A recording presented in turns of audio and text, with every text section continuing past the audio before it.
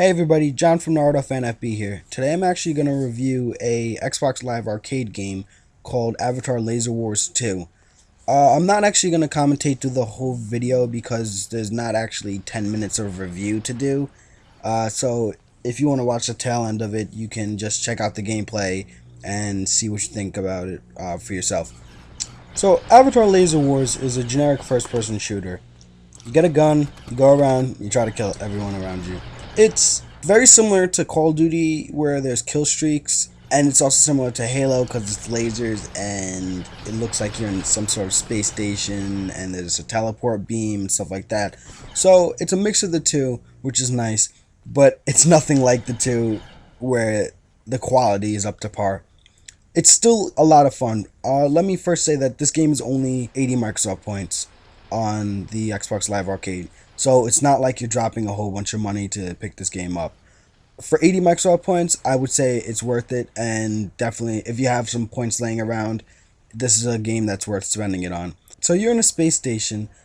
It's relatively big, but most of the fighting takes place in the center. There consists of 3 levels, and obviously owning the top level is the best way to win because your enemies constantly need to come up the stairs or try to flank you by using the side corridors and doors, which actually works a lot of times because most times the teams will focus on the stairs. As you can see, there's a lot of stuff going on, a lot of colors. I think that was one of the main things they focus on, bright lights and colors to really add to the effect. This also comes into play when you're using weapons like the flashbang and concussion. They have corresponding colors for their actual abilities and the effects they have on you or your enemies. Anyway, right now I'm actually using the second assault rifle. You get a choice of assault rifles as you level up, which is nice. So it gives that feeling of achievement when you do well in the games because the points actually mean something. It's not like pointless match that has nothing that carries on.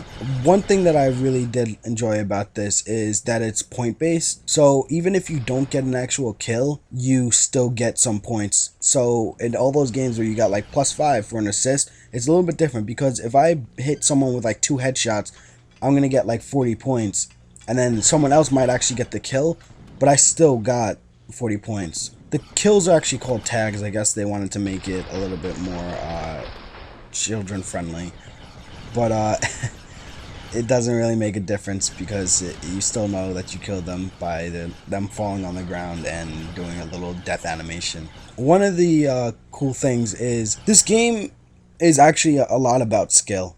When you get a headshot, you get more points, and the best people will be on top of the table. If 2 people have the same amount of kills, whoever's been consistently shooting better and playing better on a whole is going to have more points at the end. So it gives you an incentive to constantly try to get headshots and just be a better player and not just spam grenades or try to pick people's kills off or things along those lines. And it's not actually that difficult to get the headshots because I found that if you just strafe back and forth and keep your gun level, the lasers will kind of just whip into their head.